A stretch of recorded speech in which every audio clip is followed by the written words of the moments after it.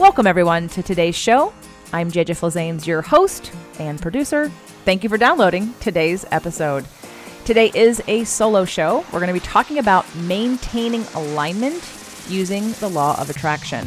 I reached out to the community and asked what is needed, and I appreciate those of you who are an active member of the community, either on the 30-Day Manifestation Challenge page, which is free. And by the way, our next free 30-Day Manifestation Challenge is in September.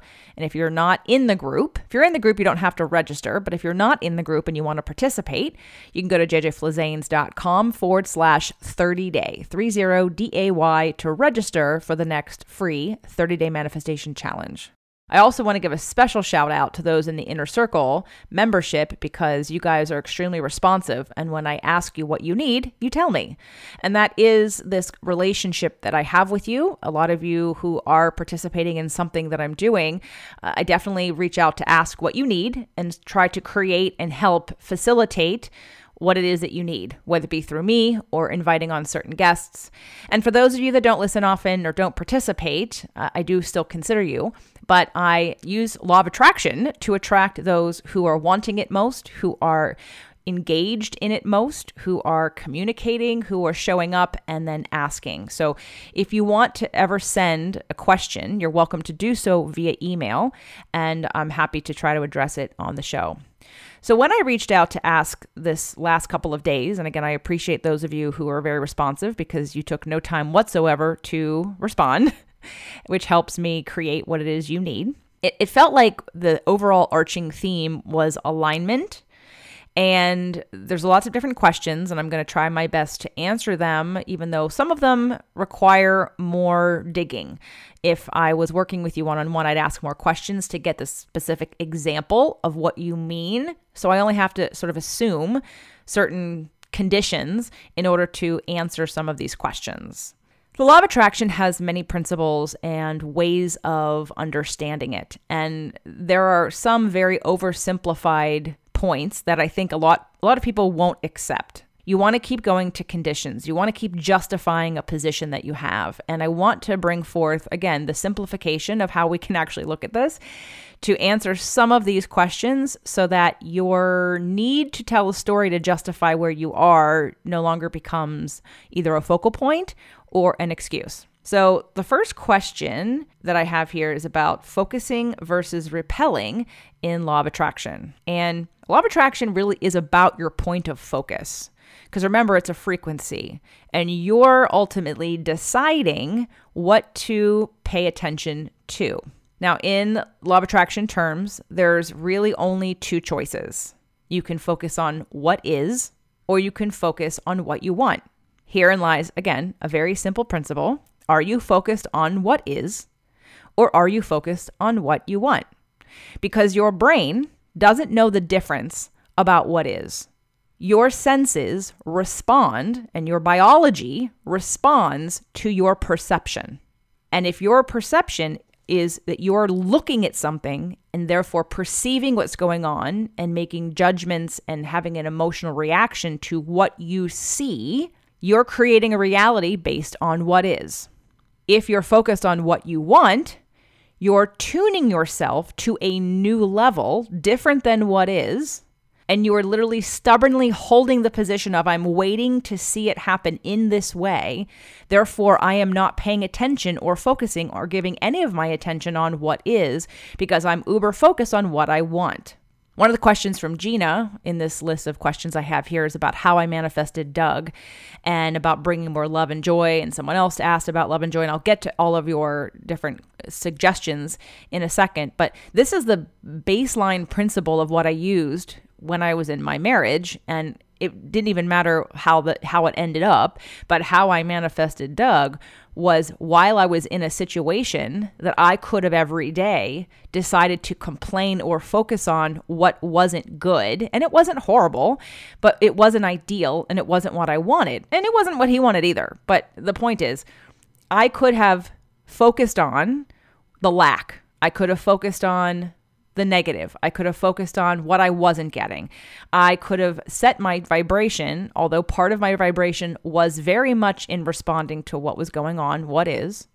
I made a point every day, multiple times a day, through journal exercising, through Rampage of Appreciation, through doing it with a friend, through doing it by myself, through certain meditations, hypnosis. I literally exercised focusing on what I want. And I would focus on experiencing, literally emotionally, physically experiencing, right? My biology would shift because I would put myself in a state of imagining that what I wanted was true, that what I wanted was happening. I would put myself in a state of being where I was focusing on what I want and on how that would feel, how that would look, how my body would respond. And I spent a significant amount of time, probably between 20 minutes and an hour to 2 hours a day, not all at the same time, focused forward on what I wanted, which is why my relationship was perfect, because it gave me contrast to have to do this in order for me to get exactly what I wanted in my relationship with Doug. So your conditions only affect your reality when you're focused on the condition and when you're focused on what is. If you take your attention away from what is, and this is what we talked about in the episode that I did last time on how to feel better right now, that's about pivoting. So the pivot would be, without being in denial, for those of you that just have to focus on what is, you have to be a realist and you're looking at what is because you just won't accept that you can actually focus on something that you want and ignore everything else. It's fine. I'm speaking to you right now if that's you. Then you leverage what is right now to get where you want. So if you want to start off by saying, I don't like this, and I'll give you a perfect example. I hate this townhouse. We don't like it at all. We don't like that we have neighbors. We don't like that it's noisy. We don't like that there's trash trucks almost every single day. I don't like the floor. I mean, I could list the things that I don't like about this place. But when I get the hit, or when I'm in the bathroom and that stupid bathroom toilet paper roller thing is making noise and I hate it, the minute that I get that feeling about like the irritation, and again, it's low, it's not a big deal, but it does irritate me a little bit. I say thank you for showing me what I want now. I know that when we buy our house and when we move, I will never have one of those stupid things that makes noise every time you pull toilet paper off of it. So leverage your contrast. Contrast is there to clarify. That's the whole point of contrast, is to clarify. And if all you do is bitch and complain about contrast, and you keep focusing on contrast and what is and how you don't like it. And trust me, I've not mastered this completely either, because I'm living in this current world, really trying hard in a way. And that's another topic we'll talk about here in a second. I was trying. And when you try, you end up putting resistance up. There's a surrender to some of this that I'll talk about in a minute. But your focus, your focal point, what are you reading? What are you watching? What are you talking about? What are you complaining about? What are you researching? That is what is. When you're focused on what is, you get more of what is. That is the frequency you're on, which is one of the reasons why I have let my intuition guide me every time I see some kind of post on Facebook that I have an answer to, but I know that this is not the frequency I want to be in. Somebody asks a question theoretically or combatively about something going on in today's society with whatever, and I want to answer it. And I have to keep reminding myself that this is not a real conversation. We are at different frequencies. And if I get involved in this conversation because I want to win the debate, or I want to prove the truth, or I want to help people awaken, I know my whole body says they aren't looking. This is not what they're doing. They're not really asking. So even though I may want to answer it, I'm lowering myself in a way to the conversation of what is, and that is not where the answer is. The answer is what we want. What is making a clarifying decision right now. Everybody is pretty clear, whether they're aware of it or not consciously, of what they don't want. But the problem is everyone's focused on what they don't want, and they're trying to fight what they don't want by talking about what they don't want. The only way to move forward, which is why we are in a great awakening, which is why we are at the epiphany right now of creating consciousness and allowing ourselves to move into multisensory being, to move into a new level of surrender and trust, to help society, not everybody, move into a new level of consciousness, has to do with where we focus. whether we focus on love and trust or fear. And that's another principle that can be so super simplified to ask yourself at any given point. Alignment is about love. Alignment is about trust. Alignment is about freedom. And if you're in a situation where you feel none of those things, you aren't in alignment. And the only way that we access our intuition is when we're in alignment. And too often I'm hearing people say, I use my intuition, but they're in fear. That is not your intuition. I just taught a 4-week intuition course. We went over this and over this and over this. And for those of you that are interested, because I am going to go over one of the slides today that I went over about how we block our intuition. It is ready for anyone to consume at any point in time. It is jjflizanes.com/intuition. And the difference between, let's say, the astrology class versus the intuition class is intuition is about retraining our brains. It's about changing perception. It's about allowing it new levels and literally changing our physiology and the way our neurological patterning can allow us to receive more. And it's exercise, just like your body exercises to build muscle, to strengthen your both your muscles as well as your endurance and your cardiovascular system. Like the more you do it, the better you get at it. And in exercise, when you plateau, you do new exercises to stimulate new muscle fibers, to create new motor patterns, to innervate and actualize muscle fibers that haven't been used, therefore using more of your body. And it's the same principle with your brain. So the Strengthening Intuition course is a 4-week course that literally helps exercise your brain, your consciousness, and your awareness so that you can keep progressing on allowing and on creating deeper levels of intuition based on a centeredness, based on an alignment, and not out of fear, and being able to recognize the difference. So this first question of focus versus repelling law of attraction is really a conversation about focus versus resistance. And when we're focused on what we don't want, we create resistance because we're not in alignment with that. So if I'm focused on what is, and I'm talking about what is, and I'm trying to fix what is, I'm trying to change what is. And remember, you can't change mass consciousness. You can't change mass consciousness. The way we affect change is by changing ourselves. Abraham often says that one person in alignment is more powerful than millions who are not. So we have a balance happening right now. And I don't know how many of you listened to last week's show or watched last week's show with Gary Zukav, The Seat of the Soul.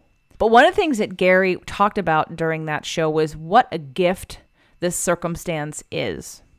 Now that is a perspective because he sees what he wants to have happen, which is he wants the consciousness, or whether he wants it or not, he's aware that we are evolving. At one point, we were mostly 5 sensory beings, and now we're becoming mostly multi-sensory beings. He's seeing an evolution that pleases him. So he is focused on this evolution. He's not focused on all of the negative things that come out of it. He's focused on the clarification of what is happening and how exciting it is about what's coming. And hopefully you heard that in the conversation.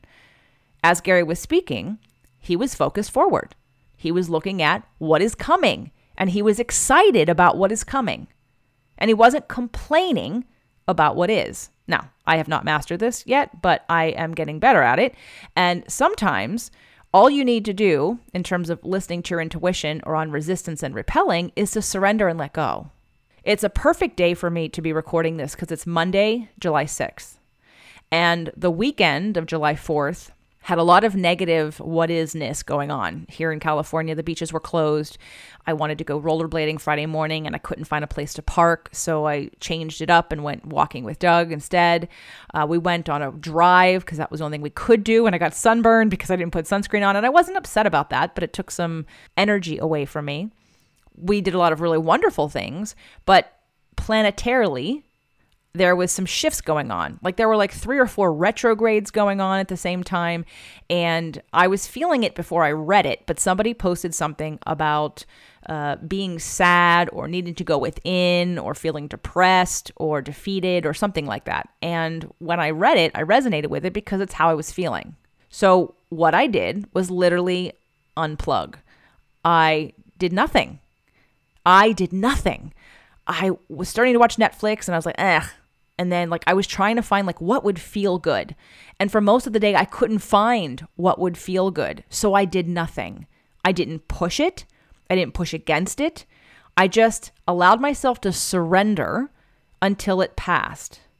And as I was trying to nap and just laying around and it was kind of hot and I had the air conditioner on, I was with the cats and Doug went grocery shopping and we started a 10-day keto group in the Inner Circle membership. So I was sort of preparing for that, but I wasn't doing because I could feel that I just want to do nothing. I want to lay here like a blob and do nothing. Now, I'll tell you that over the years, especially working for myself, I couldn't do that a lot. I would notice that I would shame myself. Now, it was a Sunday, so less expectation on a Sunday to do any work. But I used to shame myself for doing things like that because I thought that my self-worth was about producing, or my self-worth was about how much money I had, or my self-worth was about how I looked, or about how many people followed me, or how many people followed me on Instagram, or any of that crap. And over the years, through doing these practices, I've more and more come to peace with understanding how to handle a day like that. I was in my body and I noticed that I had no energy. And physically I had some things going on, but I had no energy. So if I go try to compensate for that by overdoing or pushing, if I just listen to what my body wants, if I'm connected to my body, which I am, and if I trust my body, which I do, my body said, chill out. Do nothing. Recharge. So I did that. Now, I was sad or depressed or feeling overwhelmed by society's issues and feeling a lack of freedom, which is, again, my perception. But also I was clicking into, what do I want? I was looking for a thought, and I wasn't looking feverishly. I was just allowing thoughts to come and go. And I was asking myself, well, what would feel good? And at that stage of emotion, there wasn't too much. Now, on one side, many of you aren't confident enough in your trusting ability of your body or of source to allow that to happen. A lot of you resist embodying a true surrender. So what happens is you override it. You override it with nervous energy, or you try to force it. And that is when you are repelling. When you are not honoring where you are. And again, remember, contrast is clarification. So you're going to experience things that are negative in your life. It's how you deal with them and the relationship you have with it that is important for you to pass through it. And when we ignore it, when we resist it, when we suppress it, and that's what I didn't want to do. I noticed that trying to watch a Netflix show was suppressing. I got no joy out of watching a couple new shows. I thought, I'm not interested at all. And my body kept saying, just disconnect. Stop trying to look for something to feel good. Allow your cork to float, as Abraham would say. So I just surrendered to that. And even living with Doug, I mean, he operates from a different place. And sometimes I used to judge myself in the beginning with him. He will work. His default is he'll work. And I didn't want to work, but I was honoring, I don't want to do anything. And there's some true power in that unconditional love and trust of yourself and of source and of where you are to give you emotion and feedback. So the moral of the story is, as I laid there doing nothing, literally doing nothing. After putting the groceries away, I didn't want to work. I tried a few shows, but I just laid there. I thought, well, maybe I'll take a nap because I didn't sleep very well. After I laid there long enough, a thought came into my head about something that would please me. And it was because we were about to do this 10-day keto, and there are two traditions that we have here sometimes in our house. And one is bacon and eggs and avocado on a Sunday. Well, it's brunch actually, but minus the alcohol, which we didn't have any. Sometimes we'll do mimosas or grapefruit mimosas, and sometimes there's carbs. Sometimes I make a quiche, a gluten-free, dairy-free quiche. But we generally do bacon and eggs and avocado. And there's another tradition that's been emerging over the last couple of months, and it's been a paleo chicken pot pie. And I can't tell you how that damn paleo chicken pot pie lights me up. I love it. But it isn't keto friendly because it has tapioca starch in it. And tapioca doesn't really have any fiber. And even though it's paleo, it's still high in carb. And I really wanted to work at reducing my carbohydrates so that I could get into ketosis quickly today. So in my mind, I was going to grill some chicken and put it on a salad. And that bored me. Like the thought of that went, ugh, like that. There was no excitement in that. And I'm such a foodie. So when I thought about it, I thought, I bet you there's a keto chicken pot pie recipe. So that idea, that thought, like that gave me energy. I went, oh my gosh, I don't want to have a boring meal, my last meal before I go keto for 10 days. I want to have an exciting meal, but I also want to do it in a way that serves my goals. And so I thought, I'm going to look up a keto chicken pot pie. And that thought excited me. So what did I do? I went downstairs and I made a keto chicken pot pie. And then Doug and I watched Hamilton. And it was on Disney Plus. I've seen a lot of people on Facebook talk about it. And between Hamilton and a keto chicken pot pie, all of a sudden my mood shifted and I was feeling better. And then I had an amazing sleep and I used the Sacred Acoustics. I used the full hour-long Alpha track, which is about deep, meditative, dreamless sleep, although I know that I did have some dreams. And next thing you know, I woke up and felt great. So sometimes, just like when a battery loses all its energy, yet you try to use it in a device and it keeps shutting down because you have to recharge it. So what I did yesterday was recharge. Did it feel good? No. It's about feeling comfortable in the uncomfortableness. It's about allowing and accepting wherever you are so that your cork can float and you can get back to being in alignment with the wellness that is without pushing. So Courtney, in terms of repelling, we only repel law of attraction when we're trying to either control circumstances or control ourselves. And we're not allowing ourselves to be where we are and we're not surrendering. And remember, another one of these very simple principles that law of attraction and just life has is that unconditional love means unconditional. And if you really sit with that and ask yourselves, do I practice unconditional love? Unconditional love for myself? Unconditional love in the world? Or am I looking to control others and circumstances in order for me to feel better? Now, we all know what the answer is. It's the second. Most of us do not practice unconditional love. Now, I think that what I was doing yesterday, even though it didn't feel like love, was unconditional love. I'm going to allow myself to do what my body wants me to do, which is nothing. I'm going to suspend judgment. I'm going to release efforting. I'm going to not shame myself. I'm going to release expectation. And I'm just going to allow myself. Allow. But the only way we know what to allow is connecting to who we are and trusting that if where we are in the moment, if our energy is low for whatever reason, and I'm not blaming astrology for my mood, but maybe prior to that, I've been too wrapped up in what is, which has created resistance and disconnected me from who I really am. And taking the beat of accepting and allowing, taking the beat of not judging myself, no negative mind chatter, no producing. That's another thing that I've noticed recently with a lot of my clients, a lot of you who listen, is that we judge ourselves based on being productive. That's not being. That's doing. And that's efforting.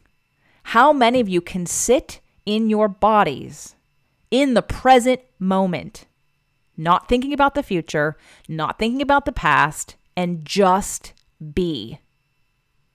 That is where we want to practice.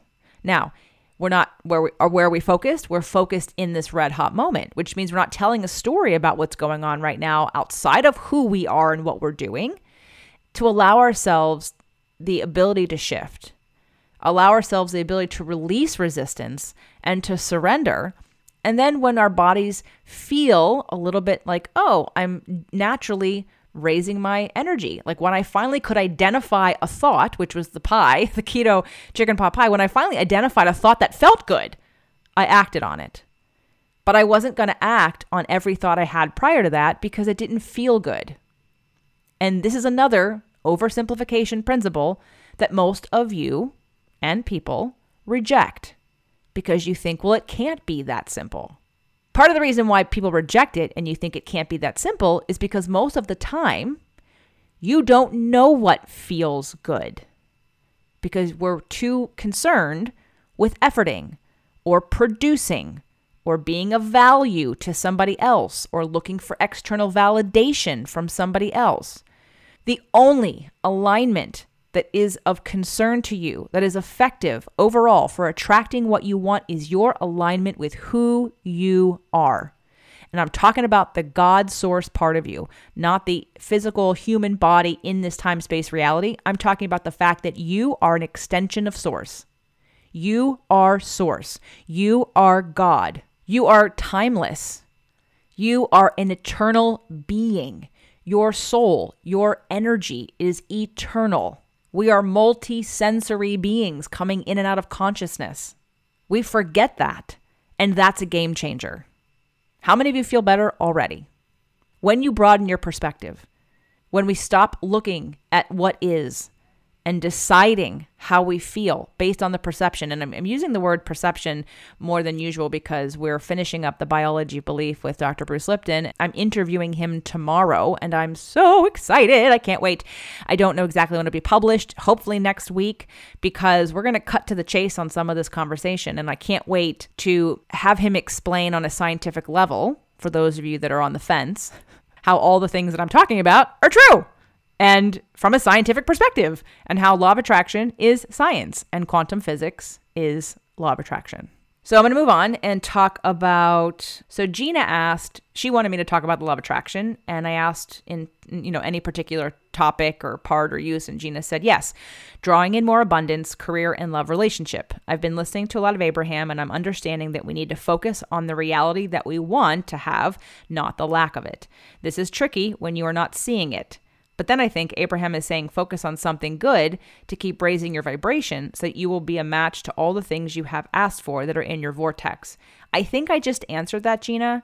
Here's the thing. Yes, you can look for something good. Milking the good stuff. Rampage of appreciation. List of appreciation and positive aspects. Those are all things you could be doing every day to tune yourself to the best of what is right now. So we have the what is that we like, and we have the what is that we don't like.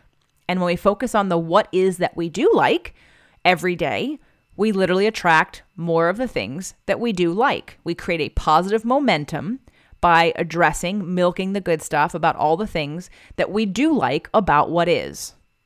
The problem is when you're looking at what is and you don't like it, and then you're keeping score of all the things that you don't like, and you're keeping score against all the things that you want that you don't have, your awareness to that is what causes resistance and slows you down.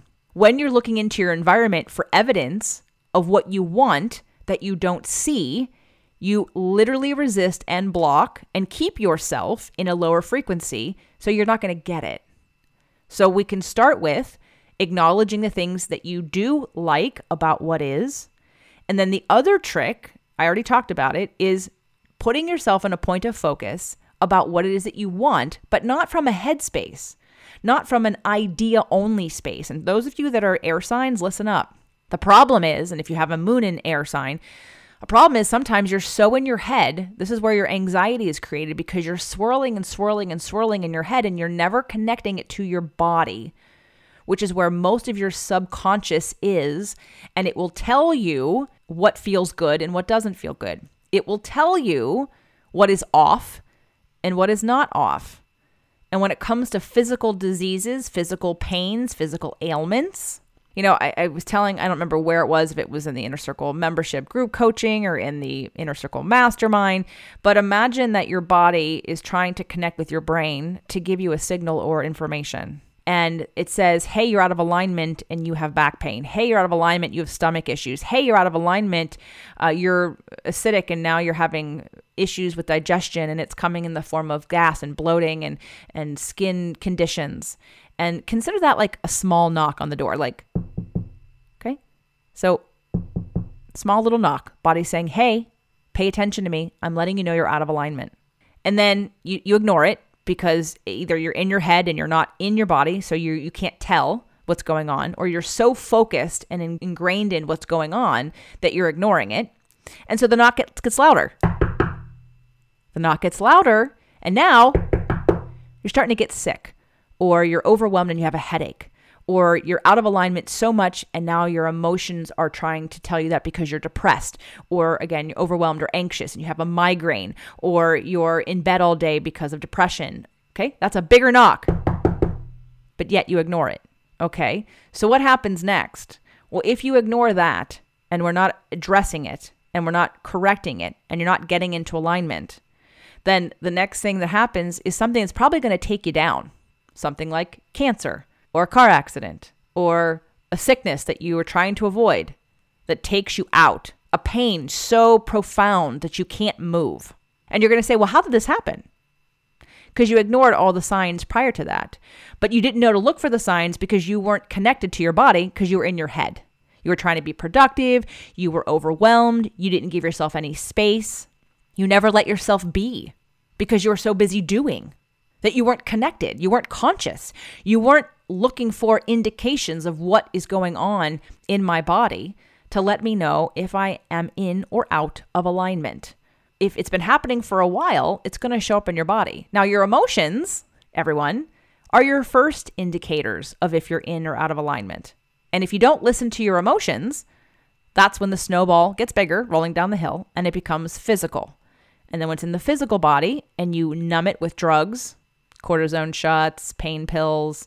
I got somebody who has all these different reactions to things, and the doctors put her on things that would help to numb all of those things happening. So we didn't actually find what was wrong. We just numbed the response. And if you take the drugs away, then those responses are going to come back because we haven't actually got to the root of why it's there in the first place. We just keep drugging it, numbing it, and suppressing it. If you're suppressing, which is why I'm not a fan of drugs. I'm not a fan of cortisone shots. I'm not a fan of ibuprofen and Aleve. I'm not a fan of pain pills unless you've just had surgery or something, or the momentum is so big that you need something external to stop it. This is why we talk about addiction a lot, because do you know what your addictions are? I'll give you a hint as to what most people are now. If you're not aware of it, you just look around and you can see at least one addiction that many people have. First, it's control. How many of you are so upset about what other people are doing? Well, I'm one of them. I definitely can give myself a little bit of that. It's not a lot. I don't really care what you do. I care what you tell me to do. But that's a form of control because I can't stop that either. I can't control what you're going to say to me or that you want to control me. But a lot of people are literally making themselves sick, suppressing their immunity at every turn because they're so upset about what is their circumstance and how they're trying to control it. If you were not aware of your addiction that's control before this, take a good look at how you've responded. And if you have responded the way I've just explained, one of your addictive tendencies is to control. So to use my example of what happened yesterday, I wasn't trying to control. I was trying to release control. Now, my old self would have said, go be productive, go do something. Doug's working. You should go work. Why don't you want to work? Well, there's something you could be doing, or fight this feeling by trying to do something happy, put on some happy music. Like I was literally in such a place that I was like, I'm going to allow myself to naturally bob up to the surface here until a thought I have feels good. And the first thought that felt good was the keto chicken pot pie. But that's because I was literally giving myself permission to be attuned to myself. One of the course ideas, and I thank those of you that always respond to this, part of the journey and the law of attraction, if you will, for me, the excitement of this community is that I have literally built everything based on your needs and my needs and desires, but I'm not trying to create something I think you need and shove it down your throat. I'm literally taking based on the people that I'm working with, the feedback that I'm getting, the comments that I get, the people in the groups. I'm feeling into what is necessary. What's the next step for many of you to get to the next level of law of attraction, the next level of surrender and trust, the next level of getting rid of or moving beyond your current upper limits. And that's another phrase I wanted to bring up because I think it's so powerful. When Gay Hendricks and I did the show on the Big Leap, and even just me revisiting the Big Leap the first time or the second time, was that the Big Leap and upper limiting gave a framework for identifying exactly how much joy, love, success, and abundance you allow yourself to have. See, law of attraction oversimplifies to say you're in alignment or out of alignment. Awesome. Cool. It also says if you focus on what you want or focus on something that feels good, that you'll be in vibrational alignment with it. That is true, but what Gay Hendricks did with the Big Leap and with upper limiting is identify where our thermometers are set. So now we can see the reason why I can't make $5 million and hold on to it, not me personally, but just anybody, is because I don't believe I'm worth it. I have one of these 4 belief systems going on that keep my thermometer set at I can only make $50,000 a year. And as long as I upper limit, I don't take action, I don't trust myself, I make excuses based on fear, I'm addicted to my story that keeps me stuck because I'm too unwilling to have courage or a new level of self-love for myself to get me to the next level. The work of the Big Leap and upper limiting gives us a framework to now see more clearly what that thermometer is for you. You know, I've taken a lot of courses over the years and been in lots of masterminds and been in lots of programs, and one in particular, the Millionaire Mind. I remember the person who was running at the time talking about how he, made millions and he lost it. Then he made millions and he lost it. And he made millions and he lost it. And I think back to that time, and I think part of it, what he was trying to sell, which he was doing very successfully, is like there's a mindset to it. There's a way in which you behave, the way you save money or that you pay yourself first, or just the way that you invest money that can help you get over that. And then the rest of the course, the rest of the focus was about the underlying belief systems. And all I need to do right now is take that information about upper limits and apply it to the situation and say, well, the reason why you couldn't keep the money that you made is because you sabotaged yourself because you didn't believe you deserved it. It makes it that simple. So when you're at a place where you're not attracting the next level of what you want, it's most likely because you're upper limiting and you're telling yourself subconsciously that you don't deserve it.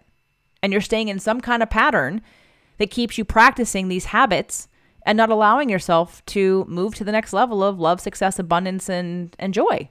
But it's you that controls that temperature. And it's you that has to notice when you're upper limiting.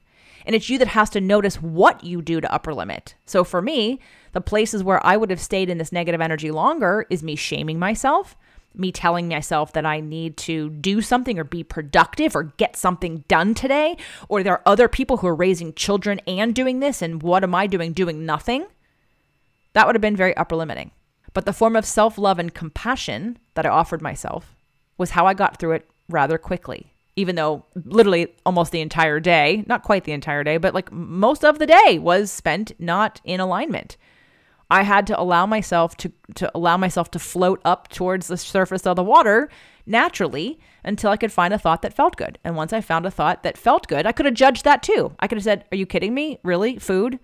But I allowed it to be. I didn't judge it because I have a certain level of compassion and self-love, and I'm going to say confidence. So what I think is coming down the pipe in terms of courses that I'm going to offer, and I've already asked this question, I've already had 10 people say yes, is to do a course on cultivating confidence, because that's going to move the needle on your ability to receive. The ability to receive is where you open up to intuition. It's where you get to the next level of accepting and attracting what you want, and more importantly, keeping it. We've got another client who's in the podcast mastermind, and she's reading The Big Leap because I'm making all of them do it too. If you're in my Inner Circle mastermind, you've already read it and done the worksheets, and ongoingly, the next year people, the new group of people coming in or the new people entering the already existing group will do the same thing. It will be a requirement to have a conversation around knowing and looking at your upper limits and knowing what actions and behaviors take you out, that stop you, that sabotage you from getting to that next level. And sometimes for some of you, it's literally the conversation of you're focused on what is. And if you're looking at what is and you don't like what is, you're never getting out of that cycle because you're going to constantly be upset about what you think that you're giving your power away and saying, I can't be happy until what is changes. But hopefully what you understand now that you didn't as well 45 minutes ago is that you can't change what is to change how you feel, We have to first change how we feel and what we're perceiving and what we want and our own alignment and our own frequency for us to be able to see things differently. So Gina, I think that should answer a lot of the things that you asked in terms of abundance, career, and love relationship. And, when you said it's tricky because you're not seeing it, know that you're keeping score. And even the act of keeping score says, I don't trust this process. And there isn't enough for me to be happy about. And I can't be happy until XYZ changes. So I would recommend, Gina, and everyone else listening who this resonates with, do your appreciation list every night before bed about the things that actually happened in your life that you appreciate. And on the other side of the page, do what I'm looking forward to experiencing. But again, here's the trick. You don't just write it down as a remote list. Like every time you write it, every time you write what I'm looking forward to, you imagine it being real.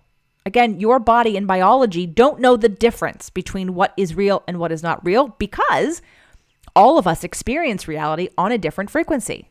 How many times do you look at something and someone else is looking at it and you have a completely different response? All the time. So what's the difference? The difference is our perception and then the meaning and emotion that we apply to that perception. We experience emotions based on what judgments and what things we think we are lacking based on our perception. So we can change our perception and you can change your beliefs. But when we're looking at what is and telling a story about what is, and you don't like what is, you are stuck. So next question was about boundaries. And I'm the one that put this out there. Shauna agreed with me and said, definitely boundaries. Boundaries is probably going to have to be another conversation as we're nearing a 45-minute mark on today's episode. So I'll just say that boundaries are indicators of when you are out of balance. And I'm trying to give you an example. So what I've noticed recently, and sometimes, again, we can do one of two things. When we're out of balance, we can beat ourselves up for being out of balance. We can get mad at the circumstances that we think created our out of balance. And when we do that, again, we're focusing on what is and the conditions like that got us to where we are right now. We don't like it. And as long as that's the conversation, then that's emotionally and vibrationally where we stay. But if you can leverage that and say, wow, I'm super tired and I'm overwhelmed and I have a headache and I'm overworked, which is what I did a little bit on Sunday. How do I not do that again? What's the value of this? What's the benefit? What's the lesson from this contrast? And for me recently, I've noticed with my schedule, while I love my new morning schedule that I have, and I actually even have another boundary that got created recently with some clients that I've had for a long, long time. And they're on a certain number of sessions a month. And I set it up that way. So that way, when they traveled or I traveled, that like sometimes we did less and sometimes we did more, like it would all work itself out. And it was just the same payment plan every single month. Well, now that they're not traveling, they've been doing more and I haven't been charging them for it. And every time I would check in with, do I say something? I thought, no, we're probably still evening it out and it's fine. They've been clients for a long time and it wasn't the right time. And then something clicked about a week ago and I said, nope, not doing that anymore. I'm going to tell them that they only signed up for 5 and we're either going to have to increase the package or just do 5. And when I had the conversation with them, one said, well, did you want to renegotiate? I said, no, I don't need to renegotiate. You just decide if you want to add, we're doing 6 to 8 sessions a month and you're paying for 5. So either we change the package to 6 or we just do 5, which means I'll get Fridays off. So, which is great. I'm happy with either choice. I don't care, but I was finally ready to say, okay, this is enough. Enough is enough. Same thing with my schedule in terms of putting people on my schedule. There are a certain number of client sessions I can have a day and be fresh and attuned. And when I go over that, I'm tired. I'm suppressing yawning. I'm burnt out and I need a break. I am not honoring my energy by doing too many in a row. And now that I've been doing it, I'm clear of that and I can change that. And I feel so good about that because it's honoring my own energy needs. Putting long breaks in between a couple clients at a time. And I just decided last week that I can't have a session after 4 p.m. 4 p.m. Pacific time, one-on-one is my last session because it zonks me. I'm toast by 5 p.m. Pacific time. Now, on the days that I teach a class or the days that I have the Inner Circle membership group coaching calls, those are usually at 5 p.m. Pacific time. But I also take at least 2 to 3 hours before that off to take a nap, to do the sacred acoustics. I do not book myself up until the very last moment because I need to replenish my energy. And for those of you that are more right-brained, more emotional, more empathic, you're affected by other people's energies, or you give a lot of energy to what it is that you're doing, which I do, you need to replenish.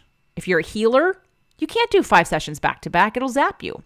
And you definitely can't be doing anything for free, by the way, everybody, because if you're doing it for free, then there is a lack of energy exchange.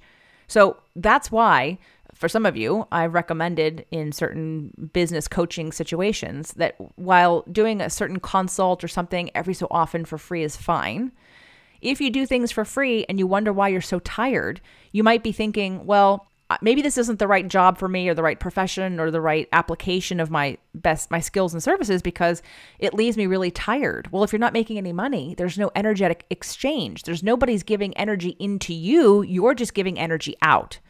So there has to be an energy exchange. And that's also a point in your relationships, in your business, and in your life. So I'm going to jump to a question that Gail had this morning. She's in the Inner Circle membership and the mastermind. And Gail mentioned about, work, like the balance of being in the work, being a single mom, having a side business, and maintaining balance and alignment.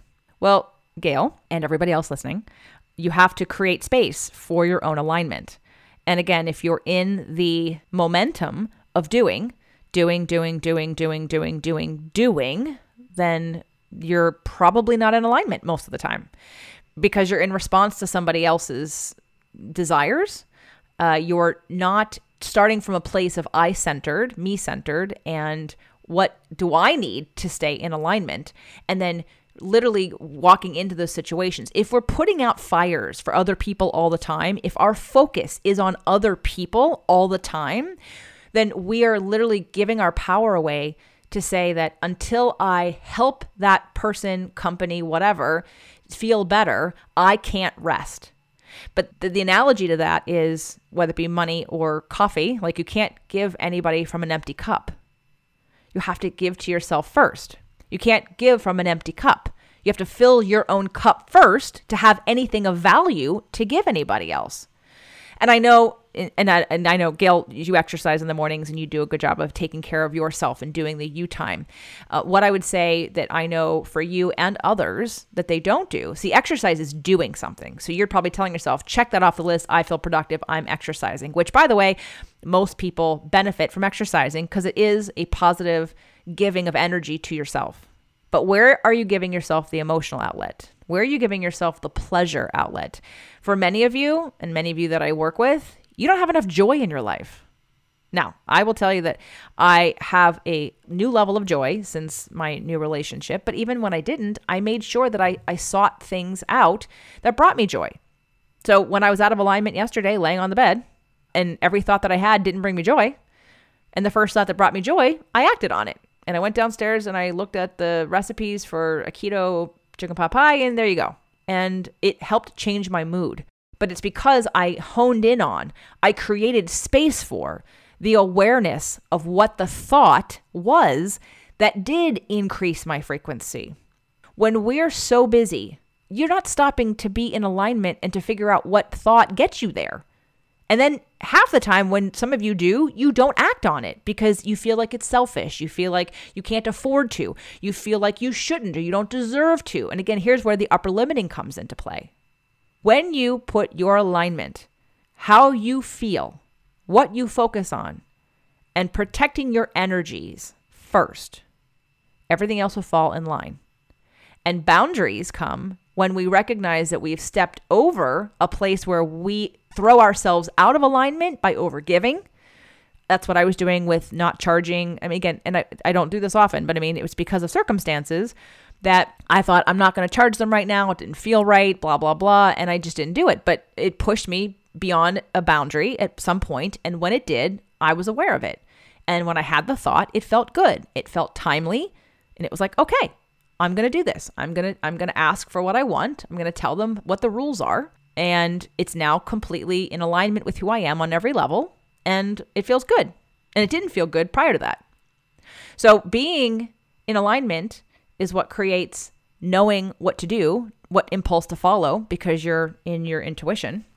So boundaries probably deserves a whole nother show, quite honestly, but I'm going to quickly go through the rest of these. So Emily asks about maybe something about relationships endings and embracing new beginnings. Emily, I would say everything I've already said. Focus on the pieces of what the relationship ending gave you, why it had to happen, what appreciation you can have for it. If it wasn't for my last relationship, I wouldn't have Doug. It's because of the contrast of my relationship. I made no mistake. I was not a minute too soon or too late. All the things had to come into exact alignment at the right and perfect time for me to have my story unfold the way that it did. If it wasn't for my last relationship, you and I would not be having this conversation because I wouldn't have never started a podcast.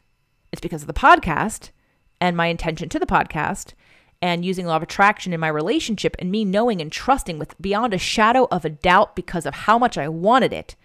I knew I was going to get what I wanted. I didn't know how. I thought it was going to be through my ex. You've heard this a million times, but I knew I was going to get it.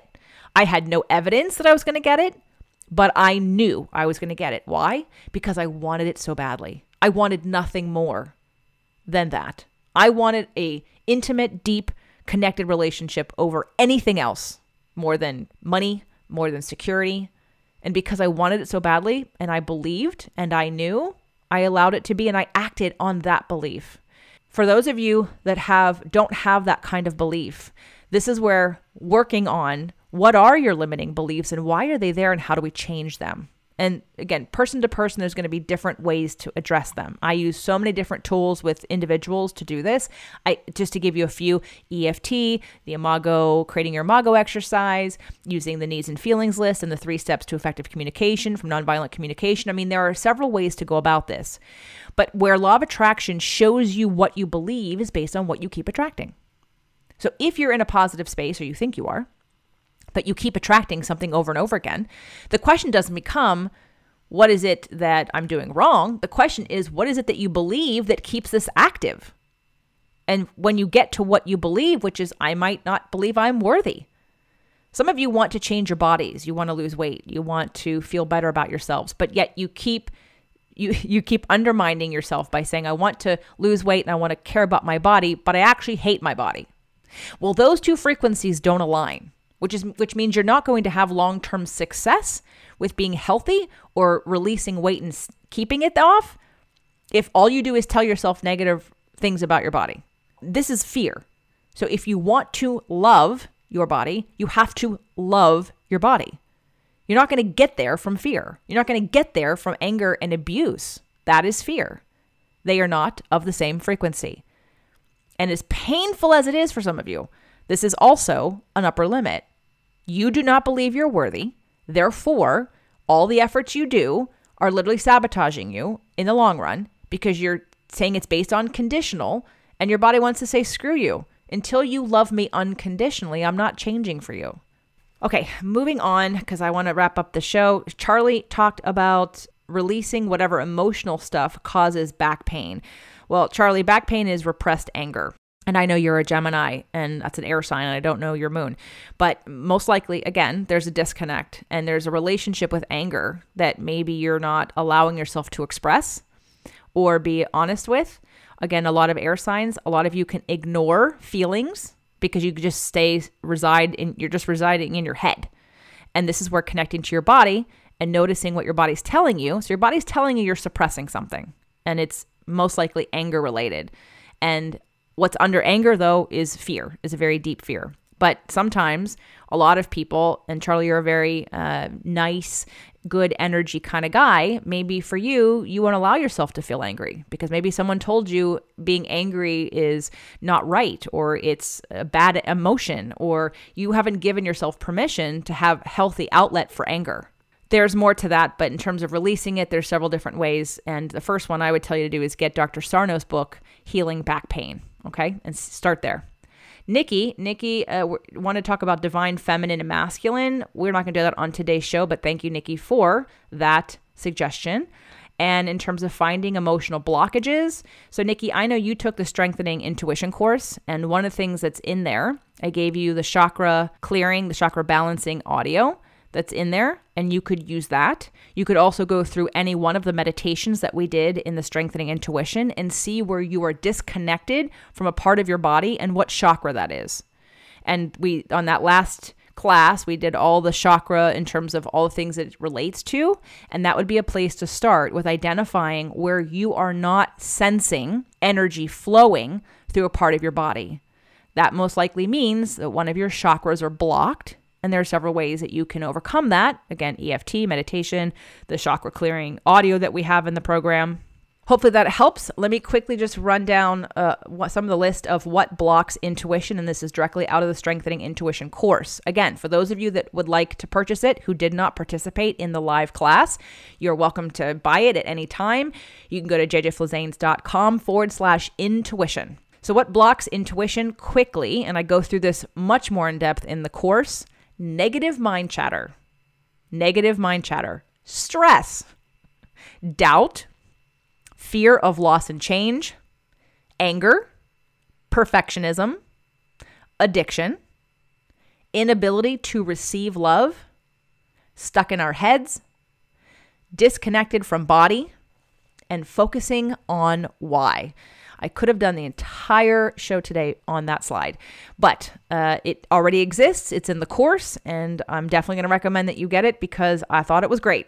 So I believe that it's a really great practice that everyone can be doing to help move the needle on an awareness of our bodies, awareness of our emotions, and then leveraging that in Law of Attraction by choosing our point of focus, surrendering and allowing, and being able to tell the difference between intuition, which again, your intuition comes when you're in receiving mode, which means you're feeling trust, joy, peace, and love.